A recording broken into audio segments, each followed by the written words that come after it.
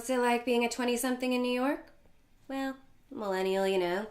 All we do is work and then complain about work and then drink when no one listens to us complain about work. Where do I see myself in 10 years? Great question. I'll probably be running a vinyl shop that also sells craft beer. I love craft beer. It could be a real hot spot if like TLC or E decides to do a show about it. It could really... Who are you talking to? Nobody. Did you come up with a new idea for your next project? I knew you would. You're like the next Martin Scorsese, ready to take on the world, one film at a time. I'm nothing like Scorsese. Our aesthetics aren't even remotely similar. I am so sorry. I didn't mean to interrupt your creative process. Oh, you didn't interrupt, Pollyanna. I was just, messing around. I would like the record to show, in this new cinematic masterpiece, written and directed by... Hanah, you're not on screen. You're an actress. You know how computer cameras work. I would like the record to show that my name, in fact, is not Pollyanna, but Hanah. And I have no idea why she keeps calling me that. Really?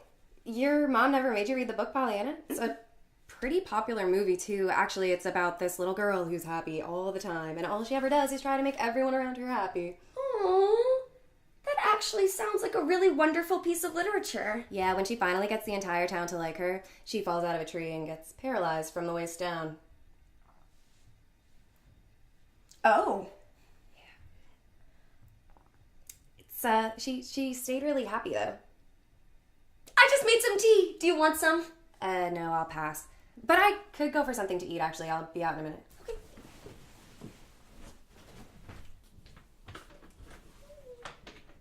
Okay. I similarly would like to state something for the record. I'll never do a found footage or mockumentary style piece. Either film it like an actual television show or do a real documentary. Like, fuck off, American Horror Story. I'm not saying that I want you to lose your ability to walk. It's not what I'm saying. I just think that you're a raging optimist, and it grosses me out sometimes. Like, you're Pollyanna, and I'm all the mean neighbors that deserve to lose their legs but don't. Does that make sense? Well, even if I was handicapped, I mean, I could still be an actress and pursue my dreams, right? Everything happens for a reason.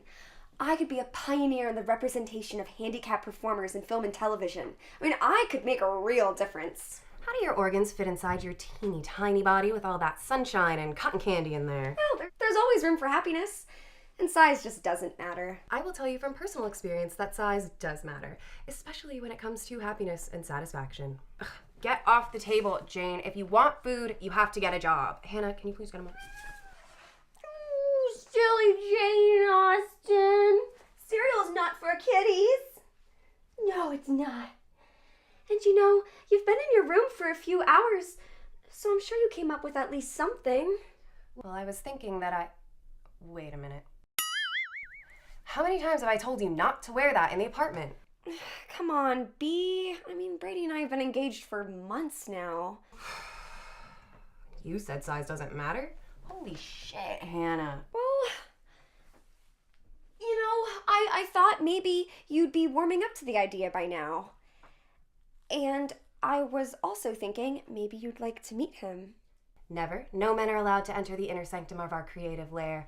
Can't have them exuding their douchebaggery all over the place. It could taint our art. We've talked about this. I know, but not all men are that bad. Not even your Pollyanna juju happiness could make me believe it. Hey, Han, I'm just gonna... Oh.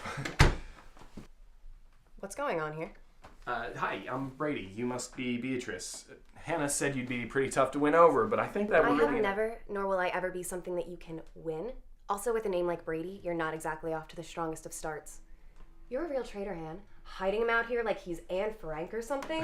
Okay, you do realize that you would be the Nazis in that analogy, right? You just called me a Nazi. You don't get to call me a Nazi and marry my roommate. That's not how the world works. Okay, I get your perspective on romance is a little more Miranda, while mine is way more Carrie. I don't understand that reference.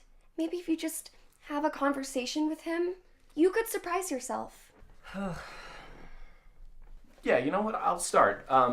So, Beatrice, what is it that you do for a living? Why would you ask me that? Are you trying to make me feel terrible? Okay, strong start. Baby steps, am I right?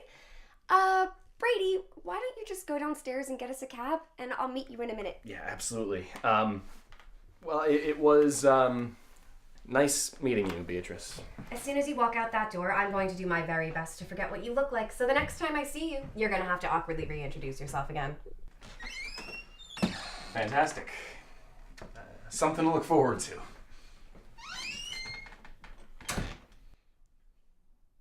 You didn't have to be a meanie. I'm always mean. I'm mean to everyone. And I love that about you. I do. It's like all part of your charm. I love when you demean people who don't follow subway etiquette. But you really do have to try with Brady, okay, B? We're actually getting married, and we've been dating for a year, we've been engaged for a few months, and today's the first time you've ever laid eyes on him. How am I supposed to ask you to be my bridesmaid if you've never met my husband-to-be? You want me to be in the wedding party? Yes, of course!